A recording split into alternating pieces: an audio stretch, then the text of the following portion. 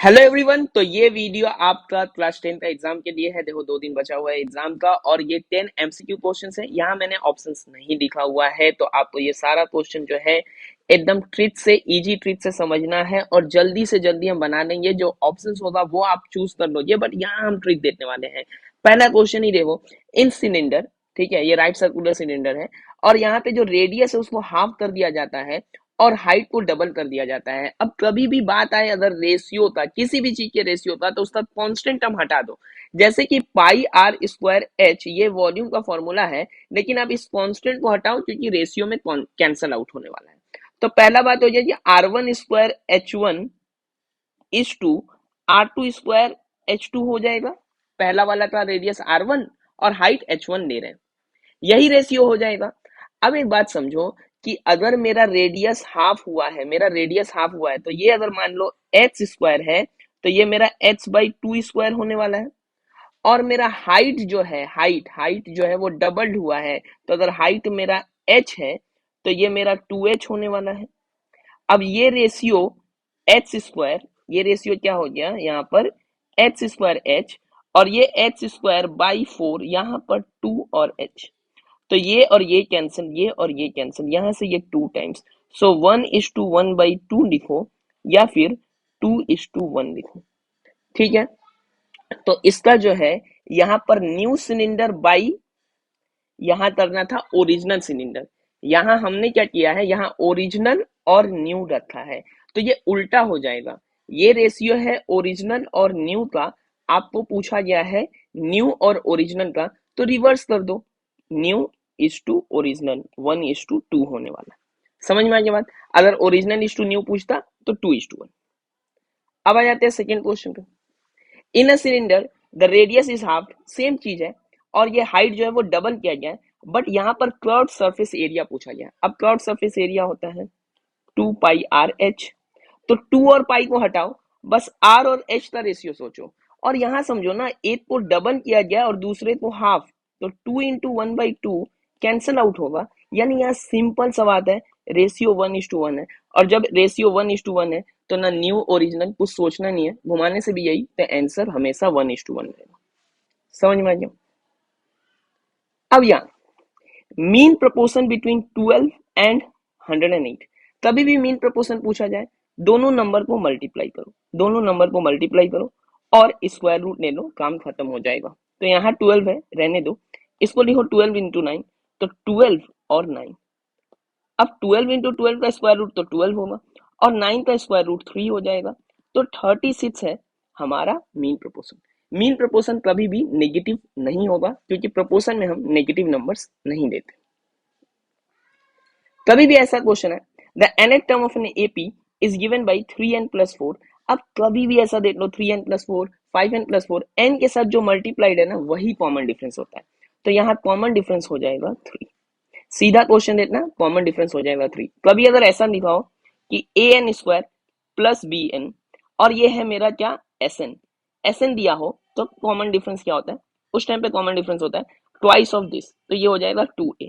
और यहाँ कभी भी आपका an प्लस बी में अगर an दिया हुआ है, ठीक है, nth टर्म, तब मेरा कॉमन डिफरेंस जो है, कॉमन डिफरेंस वो होगा a, और मेरा फर्स्ट टर्म ऐसे भी लिख लो, फर्स्ट टर्म ये हो जाएगा a प्लस बी।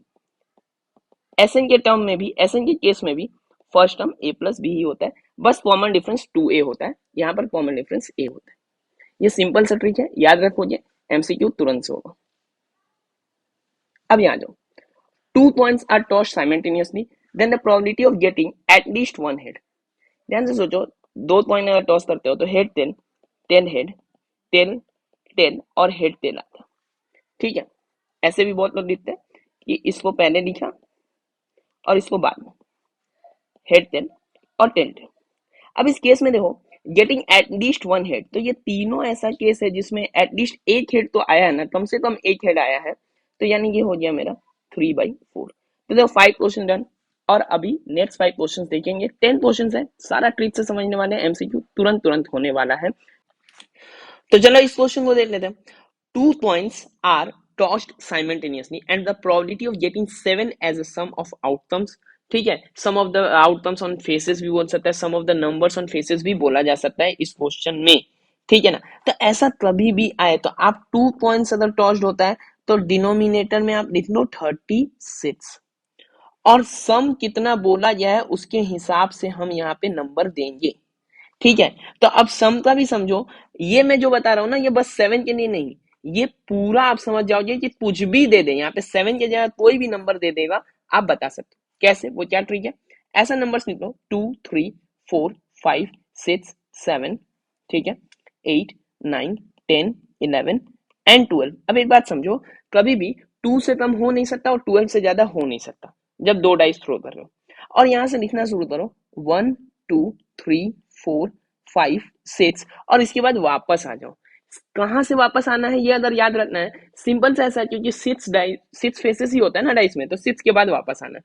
अब यहाँ पे 5 4 3 2 1 वही नंबर यहाँ से उठा के रख लोगे। तो किसके लिए बोला गया, 7 के लिए बोला गया है तो हम 6 ला के रख देंगे। मान लो हमको 8 बोला जाता, सम जो है 8 बोला जाता, तब हम क्या करते, सम अगर हमें 8 बोला जाता तब क्या करते, सीधा सा 5 ले आते, 5/36। अगर हमें 11 बोला जाता तो हम सीधा क्या करते, 2/36। समझ में आ गया। तो ये एक क्वेश्चन से इस टाइप का सारा क्वेश्चन आप समझ, ठीक है। चलो, the slope of the line perpendicular to this line. तो कभी भी स्लोप अगर बोले ना, पहला तो किसी लाइन का अगर स्लोप बोलता है तो सीधा ऐसा अगर कोई भी लाइन हो a x plus b y plus c equal to 0 या सी उस तरफ हो कोई मतलब नहीं है, ठीक है। यहां बस हमको ए और बी से मतलब है। तो कभी भी स्लोप बोला जाए, स्लोप एम बोला जाए, एम से दिखाते हैं स्लोप को, तो हम हमेशा क्या करेंगे, minus of this, minus of coefficient of x divided by coefficient of y. लेकिन यहाँ परपेंडिकुलर लाइन का बोला गया है, यानी M1 हो गया। क्यों, अगर कभी भी परपेंडिकुलर होता है दो लाइन तो M इंटू M1 क्या होता है, -1। तो यहाँ से समझ में आ रहा है रेसिप्रोकल भी करना है और माइनस भी हटाना है। इसका मतलब भाई B/A, तो कभी भी परपेंडिकुलर लाइन के लिए बोलेगा तो B/A और उसी लाइन का स्लोप बोलेगा तो -A/B। पैरेलल लाइन हुआ तो सेम स्लोप होता है, ये याद रखना। ये परपेंडिकुलर लाइन के लिए भाई, ये परपेंडिकुलर के लिए है, और पैरेलल के लिए क्या होगा, पैरेलल के लिए हो जाएगा m इक्वल टू m1। तो यहाँ परपेंडिकुलर के लिए बोला गया है तो कुछ नहीं सोचना है, यहाँ देखते ही ये क्या है 4 है और ये है 3, चलो 4/3, ठीक है ना। तो परपेंडिकुलर लाइन क्या हो गया 4/3, कम से कम दिमाग कम से कम टाइम लगाएंगे, सारा एमसीक्यू सॉल्व।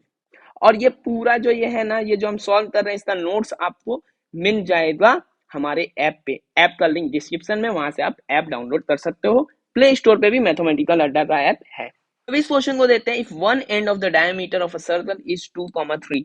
तो आपका एक एंड तो 2,3 है, एक एंड जो है डायमीटर का वो 2,3 है, सेंटर दिया हुआ है -2,5। आपको दूसरा एंड पूछा हुआ है, तो इतना तो पता होना चाहिए कि सेंटर जो है वो डायमीटर के दोनों एंड का मिड पॉइंट होने वाला है। तो इन दोनों का मिड पॉइंट है, अगर ए बी आपका डायमीटर है तो उसका मिड पॉइंट ओ होगा जो कि सेंटर है।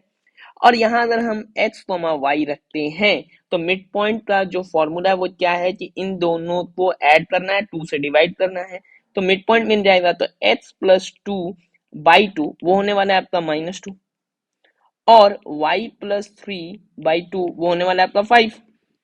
तो x प्लस 2 जो हो गया ये -2 से मल्टीप्लाई 2 तो -4, x इक्वल टू -4, यहाँ गया तो ये भी माइनस हुआ, x इक्वल टू -6, और यहाँ भी वही काम, 2 से मल्टीप्लाई किया तो 10 और ये 3 राइट साइड गया तो minus, so y is equal to 7। तो दूसरा जो एंड है वो हो गया -6,7, ठीक है ना, -6,7 हो गया दूसरा एंड ऑफ द डायमीटर। अब ये दो, if tan theta is equal to 1/√7।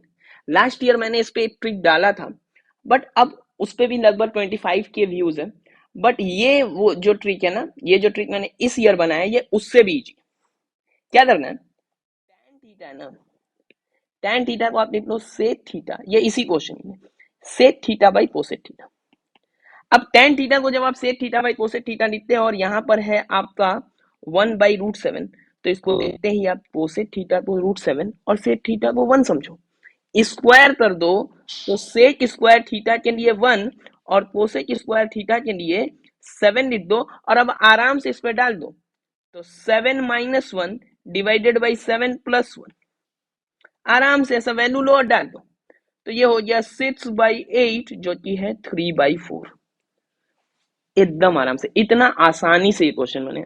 ज्यादा से ज्यादा आपको होगा कि यहाँ पे 10 के जगह क्वेश्चन में कॉट दे दे, तो जब आपको कॉट देगा तो आप कॉट थीटा को cosec theta by sec theta ले लेना। ठीक है, इससे आसान तरीका मुझे नहीं लगता हो सकता है। अगर आपको पता हो तो कमेंट में बता देना। ठीक है, अब यहाँ आ जाओ। Find the value of tan 23 46, यहाँ पे 44 46 एंड 67। tan हो cot हो एक ही तरह से होने वाला है। क्या देखना है आपको? आपको देखना है कौन सा दो एंगल का समेसन 90 हो रहा है। इन दोनों का समेसन 90 हो रहा है ना, देखो। तो ये दोनों का समेसन जब 90 हो रहा है tan tan में, तो वो 1 हो जाएगा प्रोडक्ट। फिर इन दोनों का भी समेसन क्या हो रहा है? 90 हो रहा है, तो ये भी प्रोडक्ट क्या हो जाएगा? 1 हो जाएगा। 1 इंटू 1 तो 1 ही होता है। तो देखो आपका 10 MCQ क्वेश्चन जो है, MCQ question with in 10 minutes हो गया। तो आपको बहुत ज्यादा टाइम बच जाएगा आपका एग्जाम में, अगर आप ये सारा मेथड्स यूज करते हो। वीडियो अच्छा लगा हो तो लाइक जरूर करना और ज्यादा से ज्यादा लोगों को शेयर करो कि एग्जाम के पहले ये उन तक पहुंच जाए। ठीक है, नोट्स कहाँ मिलेगा? मैथमेटिकल अड्डा के ऐप पे मिल जाएगा ये पूरा चीज जो अभी है हुआ है। और आप क्या है उसको डाउनलोड भी कर सकते हो लिंक से भी और प्ले स्टोर से भी। आपके एग्जाम्स के लिए ऑल द बेस्ट। पढ़ते रहे, आराम से रहे, खुश रहे। Thank you.